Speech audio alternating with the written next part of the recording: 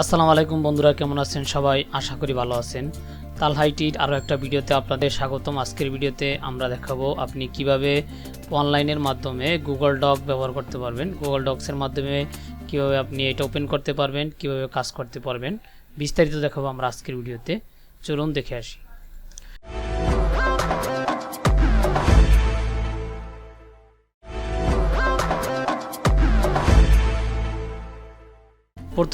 প্রথমে আপনাকে যে কোনো কম্পিউটার অথবা মোবাইলে একটা জিমেল লগ ইন থাকতে হবে। ধরেন তারপরে থাকার পরে আপনি যে কোনো কম্পিউটারের ব্রাউজারে গিয়ে আপনি জিমেল এবারে সার্চ করবেন, গুগল সার্চ করার পরে এরকম পাশাপাশি আপনার যে কোনো একটা জিমেল লগ ইন থাকতে হবে। দেখেন এরকম জিমেল আর এরকম জিমেল, যে কোনো একটা জিমেল লগ ইন থাকতে হবে। তারপর এখানে গুগলে গিয়ে আপনি প্রথমে লিখতে পারেন গুগল DOCS গুগল ডক্স, এভাবে লিখে এভাবে যেই প্রথম লিঙ্কটা আসবে সেটা আপনি ওপেন করতে পারেন। অথবা আপনি আরও একটা পর্যায়ে রয়েছে, সেটা রয়েছে আপনি গুগল লেখার পরে এখান থেকে যে জিমেল অপশনটা আসবে, জিমেল অপশনটা আসার এখানে কিছু ডট দেখা যাবে। সেই ডটগুলোর উপরে আপনি একটু ক্লিক করবেন। ক্লিক করার পরে একটু যদি আমরা নিচের দিকে আসি, অনেক কিছু পাওয়া যাবে এখানে। তারপর আমরা যদি একটু নিচের দিকে আসি, তাহলে আমরা এখানে দস্তাবেজ অর্থাৎ ডক্স নামে একটা অপশন পাবো। সেই অপশনে আমরা ক্লিক করব।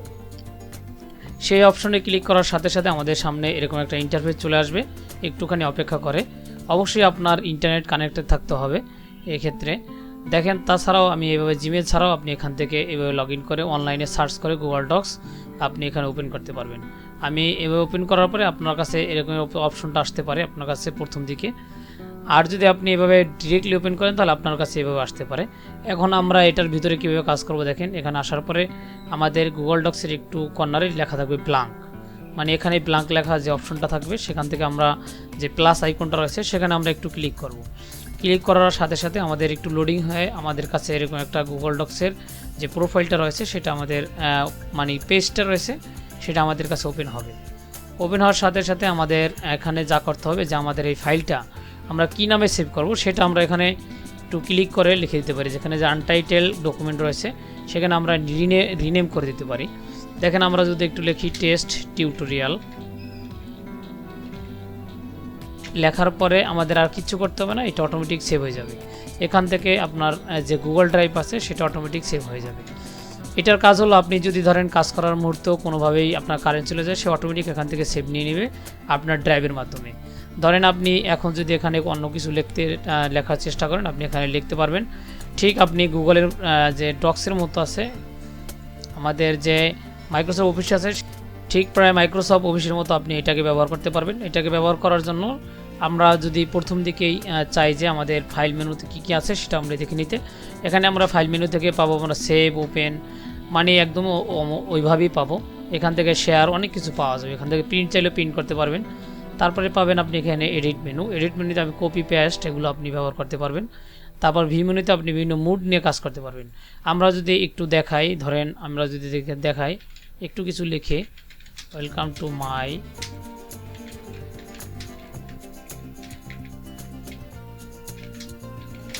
এই লেখাটা লেখার পরে আমরা যদি চাই লেখাটাকে আমাদের যে কোনো ফন্ট অথবা সাইজ বড় করব, সেক্ষেত্রে আমাদের যে এখানে যে আমাদের যে টাইটেল বার আছে সেখান থেকে আমরা প্রথমে লেখাগুলো সিলেক্ট করে আমরা এখানে যদি প্লাস আইকনে ক্লিক করি তাহলে খুব আস্তে আস্তে আমাদের লেখাগুলো এভাবে বড় হইতে থাকবে। আর যদি চাই আমরা এখান থেকে ফন্টটা চেঞ্জ করতে, তাহলে এখানে ক্লিক করে আমাদের যেই ফন্টটা দরকার আমরা সেই ফন্টটা নিয়ে নিতে পারবো এখান থেকে সিলেক্ট করে। আপনার যেই ফন্টটা দরকার হবে, ভালো লাগবে, সেটা আপনি সিলেক্ট করে নিতে পারবেন। অথবা আপনি চাইলে এখানে ফন্টের নামগুলো সার্চ করে নিতে পারবেন। দেখেন আমরা এখানে এই ফন্টটা নেওয়ার পরে আমাদের যে ফন্টের যে স্টাইল আছে সেটা আমরা নিয়ে নিলাম। নেওয়ার পরে আপনি যদি চান এগুলোকে বিভিন্নভাবে অ্যালাইনমেন্ট করতে, তাও এখান থেকে আপনি পারবেন। দেখেন এখান থেকে বিভিন্ন ধরনের আপনি মার্জ, সেন্টার, তারপর আপনি হরিজেন্টাল, আপনি সব ধরনের এখানে রাইট অ্যালাইন, লেফট অ্যালাইন সব কিছু এখানে পাবেন। এখানে আমরা যদি এটাকে মাঝখানে নিয়ে যেতে চাই তাহলে এখানে আমাদের যে সেন্টার অ্যালাইন সেটা নিয়ে নিতে পারলাম। দেখেন এখানে ক্লিক করার সাথে সাথে আমরা এখানে দেখতে পাচ্ছি যে সেভিং নামক অপশন হয়, অর্থাৎ এটা অটো সেভ হতে থাকবে। আপনি এটাকে অটো সেট করতে পারবেন। তারপর আপনি যদি চান যে আমি এগুলোর মধ্যে একটা পিকচার কানেক্ট করব, সেটা আপনি এখান থেকে ইনসার্ট মেনুতে গিয়ে ইমেজ যে অপশন পাবেন, এই ইমেজ থেকে আপনি আপলোড করতে পারবেন। আপনি চাইলে আপনার ওয়েব থেকে অথবা আপনি চাইলে আপনার কম্পিউটার থেকে আপলোড করতে পারবেন। আমরা যদি ওয়েব থেকে বলতে সার্চ করি, গুগল সার্চ করে, তাহলে আপনিও ডাউনলোড করতে পারবো। ওই এখান থেকে দেখছেন গুগল দেওয়ার সাথে সাথে চলে আসছে। এখানে আমরা যদি একটু করি লোগো লেখার সাথে সাথে আমাদের এখানে যে ইমেজগুলো চলে আসবে, আমরা চাইলে এখান থেকে সেই ইমেজটা এখানে ক্লিক করে তারপরে কর্নারে যে ইনসার্ট মেনু রয়েছে সেখান থেকে আমরা এখান থেকে নিয়ে নিতে পারবো। এখানে আমাদের যে ইমেজটা আছে সেটা চলে আসছে, দেখেন ঠিক আমাদের ইমেজটা চলে আসছে। ঠিক এটা হলো আমাদের একদম ওই গুগল ডকের মতো প্রায়। এখান থেকে আপনি চাইলে সব কিছু বড় ছোটো করতে পারবেন। আপনি চাইলে এটাকে সিলেক্ট করে আপনি আগের ওই আপনার অফলাইন গুগল ডক্সের মতো আপনি বোল্ড করতে পারবেন। এখন বলতে পারেন যে ভাইয়া এটার সুবিধা কি? দেখেন এখান থেকে চাইলে আপনি কোনো একটা লিঙ্ক আপও করতে পারবেন। এখান থেকে দেখেন কমেন্ট, ইমোজি, এডিটস, কোনো সাজেশন করলে সেটাও আপনি এখান থেকে দিতে পারবেন। তারপর যদি এখান থেকে চাইলে আপনি কোনো লিঙ্ক অ্যাড করতে চান, এখান থেকে দেখেন লিঙ্ক নামক অপশন আছে, ইনসার্ট লিঙ্ক, এখানে আপনি আপনার লিঙ্কটা দিয়ে দিবেন।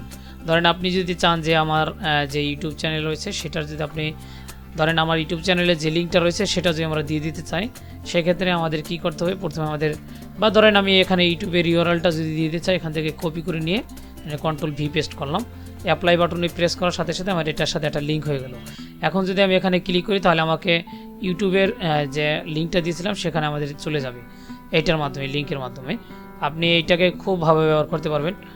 এখন কথা হলো আপনি চাইলে এটার যে অটো নাম্বার আছে সেটা আপনি দিতে পারবেন।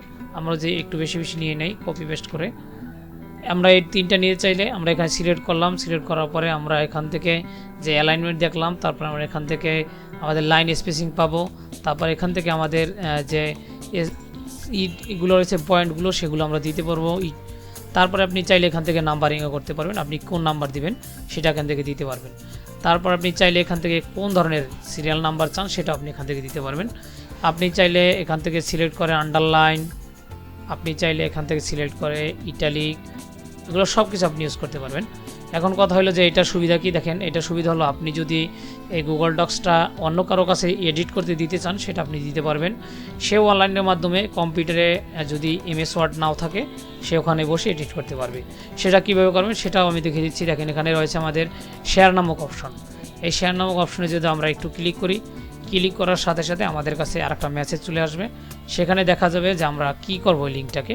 এখানে আমরা যে রেস্ট্রাক্ট নামে যে অপশন রয়েছে সেখানে যদি আমরা একটু ক্লিক করি, এখান থেকে আমরা যদি এনিওয়ান উইথ লিঙ্ক এটা ক্লিক করি তাহলে এই লিঙ্কটা যে কেউ ইউজ করতে পারবে। যে কেউ যে কীভাবে ইউজ করতে হবে সে কীভাবে ব্যবহার করতে পারবে, যে ভিউয়ার না কমেন্টর না এডিটর, অর্থাৎ সে ভিউ করবে বা কমেন্টর সে কমেন্ট করবে বা এডিট কর। যদি আমার এটা এডিট করতে দরকার হয় তাহলে সে তাকে এডিটর হিসেবে আমাদের সিলেক্ট করতে দিতে হবে।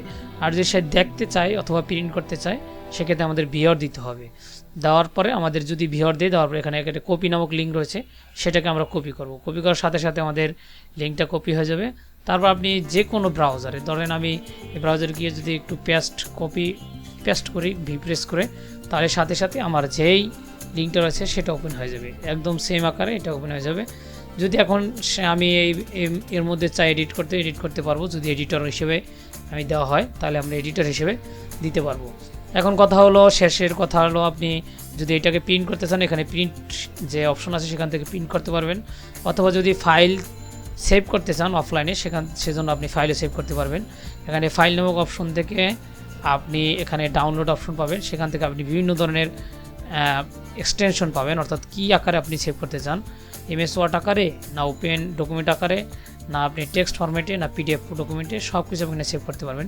যদি আমরা এমএস ওয়ার্ড ডকুমেন্টে সেভ করতে চাই তাহলে এখানে আমরা যে এমএস ওয়ার্ড ডকুমেন্ট রয়েছে সেখানে আমরা ক্লিক করার সাথে সাথে আমাদের এটা কী হবে, ডাউনলোড অপশন থেকে ডাউনলোড হয়ে এমএস ওয়ার্ডে রূপান্তরিত হয়ে যাবে। এটা আমি অফলাইনেও চাইলে এমএস ওয়ার্ডে এডিট করতে পারবো। আশা করি এটা সবাই মোটামুটি বুঝতে পারছেন।